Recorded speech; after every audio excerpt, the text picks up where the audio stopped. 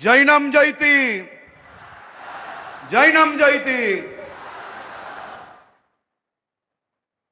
ભગવાન મહાવીર જન્મ કલ્યાણકના આ પાવન અવસરે સમ્રાટ સંપ્રતિ મ્યુઝિયમના ભવ્ય લોકાર્પણમાં આપના સૌના વચ્ચે ઉપસ્થિત બાળકોથી લઈને વડીલો સુધીની ચિંતા કરતા દેશના લોકપ્રિય પ્રધાનમંત્રી આદરણીય શ્રી નરેન્દ્રભાઈ મોદી સાહેબ, પરમ પૂજ્ય આચાર્ય ભગવંત પદ્મસાગર સુરેશ્વરજી મહારાજ સાહેબના ચરણોમાં કોટી કોટી વંદન. રાજ્યના લોકપ્રિય મુખ્યમંત્રી આદરણીય શ્રી ભૂપેન્દ્રભાઈ પટેલ સાહેબ, ગવર્નર સાહેબ આચાર્ય દેવવ્રતજી, મંચ પર બિરાજમાન સૌ મહાનુભાવો, આજે ભગવાન મહાવીર સ્વામીનું જન્મ કલ્યાણક છે. આખા વિશ્વમાં વસતા જૈનો માટે આનાથી મોટો કોઈ ઉત્સવ હોય જ ના શકે.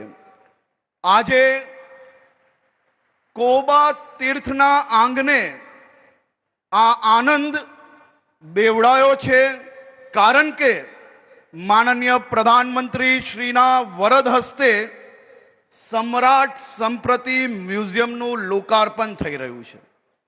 આ સહયોગ ભારતની સાંસ્કૃતિક ચેતનાને ઉજાગર કરતી એક મહાન ઘટના છે. આ મ્યુઝિયમ જૈન શાસનની આન બાન અને શાનનું પ્રતીક છે. અહીં સચવાયેલી 2000થી વધુ કલાકૃતિઓ જૈન તીર્થંકરોની મનોહર પ્રતિમાઓને અને વેદ, પુરાણ તેમજ આયુર્વેદની હજારો વર્ષ જૂની હસ્તપ્રતો આપની આધ્યાત્મિક ચેતનાનું સંગમ થવા જઈ રહ્યું છે. પરમ પૂજ્ય પદ્મસાગર સુરેશ્વરજી મહારાજ સાહેબે દશકો સુધી પદવિહાર કરીને જે વિરાસત સહેજી છે તે વાસ્તવમાં આપની સંસ્કૃતિની રક્ષાનું મહાયજ્ઞ છે. આજે આપને જે ઇતિહાસ લખી રહ્યા છીએ તેનો ગુંજ આગામી અનેક સદીઓ સુધી સંભળાશે. ભગવાન મહાવીરે આપણને શીખવ્યું છે કે જ્યાં અજ્ઞાનનું અંધારું હોય ત્યાં સંસ્કારનો દીવો બનીને જલવું જોઈએ. જૈન સમાજના દીવડાઓએ પોતાની શક્તિ અને સંપત્તિ હોમીને આ મ્યુઝિયમનું ભવ્ય નિર્માણ કરાવ્યું છે. વિકાસ ભી, વિરાસત ભી, આ મંત્રને સાક્ષાત કરતો આજે આ મ્યુઝિયમ આવનારા દિવસોમાં આવનારી પેઢીઓને નવી પ્રેરણા પૂરી પાડશે. મોદી સાહેબનું વિઝન સ્પષ્ટ છે કે યુવાનના હાથમાં ટેકનોલોજી હોય અને તેમના મુખમાં, મનમાં નવકાર મંત્રની ભાવના અને સંસ્કાર હોય. દેશને વિકાસના માર્ગે લઈ જનારા વડાપ્રધાન શ્રીના હસ્તે આ લોકાર્પણ થનારું આ મ્યુઝિયમ આવનારી પેઢીઓને વિરાસતનો માર્ગ બતાવશે. કાશીના મહાદેવની ઉપાસના કરવાની હોય કે કોબામાં મહાવીર સ્વામીજીના ચરણોમાં અર્ચના કરવાની હોય, આદરણીય વડાપ્રધાન શ્રી દેવ આરાધનાનો અવસર ક્યારેય ચૂકતા નથી. આપણને સૌને દેશ બી અને દેવ બીનું મહત્વ સમજાવ્યું છે. જે રીતે સમ્રાટ સંપ્રતિ આધ્યાત્મિક ચેતના જગાવી હતી, તે જ રીતે મોદી સાહેબે અયોધ્યાથી લઈને સોમનાથ સુધી ભારતની વિરાસતને વિશ્વ ફલક પર ગૌરવ અપાવ્યું છે. મિત્રો, મારે આજે અહીંથી કહેવું છે કે જૈન સમાજના મારા વડીલોથી લઈને યુવાઓએ ક્યારેય વિચાર્યું હશે કે આ મહાન દેશના સૌથી લોકપ્રિય વડાપ્રધાન શ્રી, દેશમાં સૌથી ઓછી ટકાવારીમાં આવતો આપણો આ નાનો સમાજ અને એ સમાજના ગુરુ ભગવંતો માટે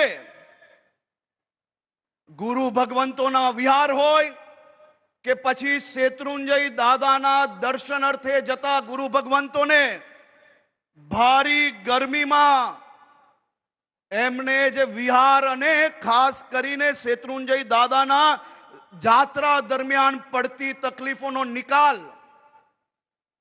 અને આપણે ક્યારેય એવું વિચાર્યું હશે કે વડાપ્રધાન શ્રી ગુરુ ભગવંતોને પડતી આ જાત્રામાં કઈ રીતે નિકાલ આવે તે માટે વિચારણા કરીને સરકાર અને સામાજિક લોકોને માત્ર કોઈ દિશા આપે એટલું જ નહીં, પરંતુ દિશા જોડે જોડે આ ગુરુ ભગવંતો માટે કેટલું કામ કર્યું ને તેની બી ઉઘરાણી કરે એનો સ્વયં સાક્ષી મને બી બોલવાનો અવસર મળ્યો છે. આદરણીય પ્રધાનમંત્રી શ્રીએ શેત્રુંજય પર્વત પર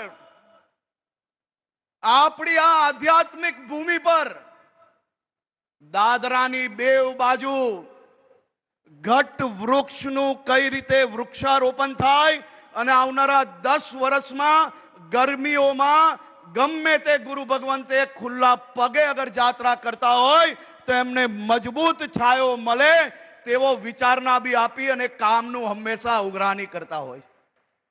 આપણું તીર્થ તારંગાજી, તારંગાજીની આસપાસની પથરાલ જમીન પર કઈ રીતે વૃક્ષારોપણ કરીને આખો વિસ્તાર હરિયાળો બને અને આપણું તીર્થ અને તીર્થમાં આવતા બધા જ આપણા જૈન અનુયાયીઓને આ વૃક્ષારોપણ કરવાનો બી અવસર મળ્યો અને આપણું તારંગાજી આખું લીલું છમ થયું. આદરણીય પ્રધાનમંત્રી શ્રીએ જ મુખ્યમંત્રી કાલ દરમિયાન આપણા જ તારંગાજીમાં તીર્થ વન બનાવરાવેલું હતું અને એ તીર્થ વનનું આજે કઈ પરિસ્થિતિ છે અને આજે સાહેબ આવ્યા તો 7 ભગવંતોના વૃક્ષોનું શું થયું તે પહેલું પૂછ્યું. આ આપણા સૌનું સૌભાગ્ય છે કે આપણા દેશને આટલા નાના નાના વિષયોની ચિંતા કરતા પ્રધાનમંત્રી મળ્યા છે. આજે પાલિતાના શેત્રુંજયની ગિરિરાજની પવિત્રતા હોય કે તારંગા હિલ સુધી રેલવે પહોંચાડવાનું કામ હોય, મોદી સાહેબના નેતૃત્વમાં ગુજરાત સરકાર હંમેશા તીર્થના વિકાસને પ્રાધાન્ય આપ્યું છે. આદરણીય મુખ્યમંત્રી શ્રી ભૂપેન્દ્રભાઈ પટેલના માર્ગદર્શનમાં રાજ્યના બધા જ તીર્થ સુરક્ષિત અને સુરક્ષિત ગુજરાત એ અમારો સંકલ્પ છે. આજે મોદી સાહેબની હાજરીમાં હું મારા સમાજના સૌ વડીલોને 2 હાથ જોડીને વિનંતી કરવા માંગુ છું. આપણે સૌ લોકો ધર્મ જોડે વધુમાં વધુ જોડાયેલા છે. આવનારી પેઢીને આનથી બી વધુ સારી રીતે જોડશો.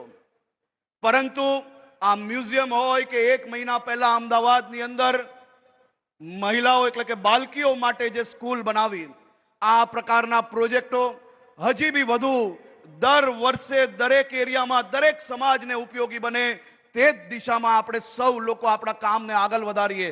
દર વર્ષે ચોમાસાઓમાં વધુમાં વધુ ધર્મ થાય અને એ જ ચોમાસાના ખર્ચમાંથી 10% બચાવીને કે 10% હજી વધુ ઉમેરીને આપણે આવા સામાજિક કાર્યોને આગળ વધારવાનો આજે સંકલ્પ લઈએ.